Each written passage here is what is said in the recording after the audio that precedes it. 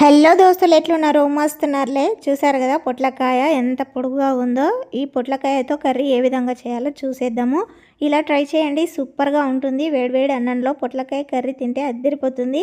ఈ రైస్లోనే కాకుండా ఇది చపాతీలో, పూరీలో ఎందులైనా చాలా బాగుంటుందండి.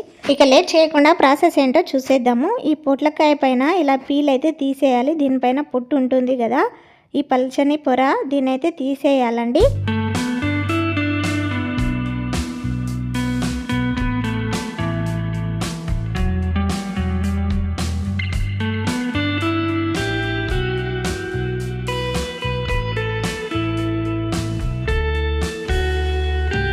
చూసారు కదా, ఈ విధంగా నీట్గా పైన అయితే పీల్ అయితే చేసేయాలి. ఇలా చేసిన తర్వాత వీటిని నీట్గా కడుక్కోవాలి వాటర్లో. ఇలా కడిగిన తర్వాత వీటిని రౌండ్గా అయితే కట్ చేసుకోవాలి. రౌండ్ షేప్లో చిన్న చిన్న పీసెస్ కట్ చేసుకోవాలి.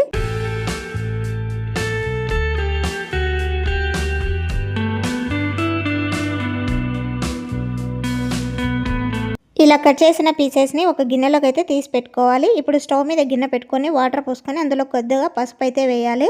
ఇప్పుడు ముందుగానే నానబెట్టిన కొద్దిగా శనగపప్పు అయితే వేయాలి. ఈ శనగపప్పు ఇలా ఉడికించుకొని పొట్లకాయ కూరలో వేస్తే సూపర్గా ఉంటుందండి. శనగపప్పు పొట్లకాయ పీసెస్ రెండు ఒకేసారి ఉడికించుకోవాలి వాటర్లో. ఇలా మొత్తం వేసిన తర్వాత దీనిపైన మూత పెట్టి ఉడికించుకోవాలి.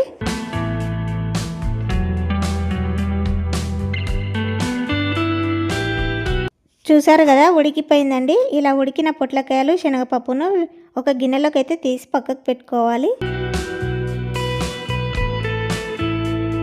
ఇప్పుడు స్టవ్ మీద బాండి పెట్టుకొని కొద్దిగా ఆయిల్ వేసుకొని ఇందులో కొన్ని మెంతులు, కొద్దిగా జీలకర్ర, కొద్దిగా ధనియాలు 2 టేబుల్ స్పూన్లు, ఇవి చిటపటలాడుతున్నప్పుడు ఎండుమిర్చి వేసుకోవాలి. ఒక 10-12 దాకా వేసుకున్నాను. ఒక 4-5 పచ్చిమిర్చి వేసుకోవాలి. అదేవిధంగా వెల్లుల్లి రెబ్బలు కూడా ఒక గుప్పెడని వేసుకొని వీటన్నిటిని బాగా ఫ్రై చేసుకోవాలి. చూసారు కదా, ఇలా ఫ్రై అయిన తర్వాత వీటిని బాగా చల్లారనివ్వాలి. చల్లారిన తర్వాత ముద్దలాగా అయితే ప్రిపేర్ చేసుకోవాలి మిక్సీలో వేసుకొని. ఇప్పుడు అదే బాండి పెట్టుకొని మరికొద్ది ఆయిల్ వేసుకొని ఇది కాగిన తర్వాత కొన్ని ఆవాలు అయితే వేసుకోవాలి. ఇవి చిటపటలాడుతున్నప్పుడు ముందుగా కట్ చేసి పెట్టుకున్న ఉల్లిపాయలు వేసుకోవాలి. ఇవి ఉల్లిపాయలు వేసుకొని ఫ్రై చేయాలి.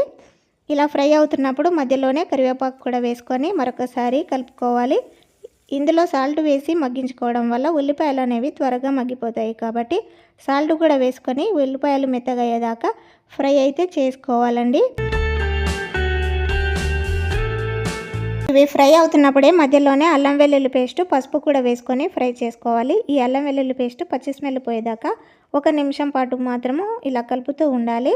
ఇలా 1 నిమిషం తర్వాత కలిపిన తర్వాత ఇందులో ముందుగానే కట్ చేసి పెట్టుకున్న టమాటాలు వేసుకోవాలి. చిన్న చిన్న పీసెస్ అయితే కట్ చేసుకోవాలి. నేను ఒక 3 టమాటాలు అయితే కట్ చేసి వేసుకుంటున్నాను. ఇలా చిన్న చిన్నగా ఇలా వేసిన తర్వాత ఇది మొత్తం ఒకసారి కలుపుకోవాలి. ఈ టమాటా పీసెస్ అన్ని కూడా మెత్తగా అవ్వాలి. ఇలా కలిపిన తర్వాత దీనిపైన మూత పెట్టి మగ్గించుకోవాలి. ఒక 2 నిమిషాలు ఇలా మూత పెడుతూ తీస్తూ మధ్య మధ్యలో కలుపుతూ ఉడికించుకోవాలి. టమాటా పీసెస్ బాగా మెత్తబడేదాకా.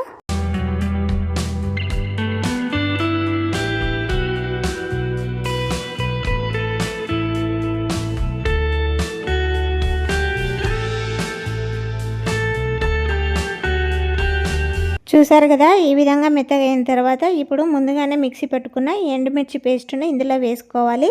మనకి ఎంత కావాలో అంత అయితే ఇందులోకి తీసుకోవాలి. ఇలా తీసుకున్న తర్వాత ఇది 2 నిమిషాల పాటు ఉడికించుకోవాలి ఆయిల్లో. పచ్చి స్మెల్ పోయేదాకా ఇలా ఫ్రై అయితే చేయాలి. అడుగు భాగం అంటకుండా ఇలా కలుపుతూ ఫ్రై చేసుకోవాలి. ఇప్పుడు ఇందులో అదే మిక్సీ జార్లో కొద్దిగా వాటర్ పోసుకొని ఇందులో అయితే కలుపుకోవాలి. ఈ పేస్ట్ అనేది చిక్కగా ఉండాలి, మరి పలుచగా అయితే ఉండకూడదు. ఇలా ఎంత వాటర్ కావాలనో అంత యాడ్ చేసుకున్న తర్వాత ఇప్పుడు ఇందులో సాల్ట్ సరిపోకపోతే కొద్దిగా యాడ్ చేసుకొని ఇదంతా మరొకసారి బాగా కలుపుకోవాలి. ఇలా కలిపిన తర్వాత దీనిపైన మూత పెట్టి మరొక 2 నిమిషాలు అయితే ఉడికించుకోవాలి. ఈ పేస్ట్ అనేది ఆయిల్లో ఎంత ఉడికితే అంత టేస్ట్గా ఉంటుందండి.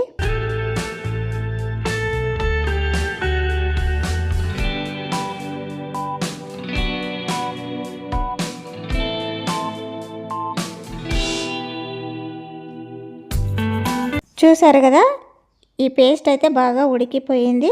ఇప్పుడు ఇలా ఉడికిన దాంట్లో ముందుగానే ఉడికించుకున్న శనగపప్పు, పొట్లకాయ పీసెస్ అయితే వేసుకోవాలి.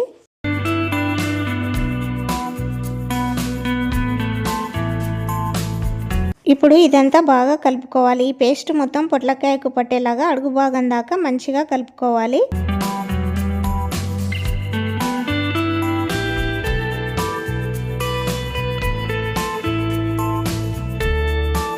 ఇలా కలిపిన తర్వాత దీనిపైన మూత పెట్టి మరొక నిమిషం పాటు మగ్గించుకోవాలి. 1 నిమిషం తర్వాత మూత తీసి ఇదంతా ఒకసారి బాగా కలపాలి.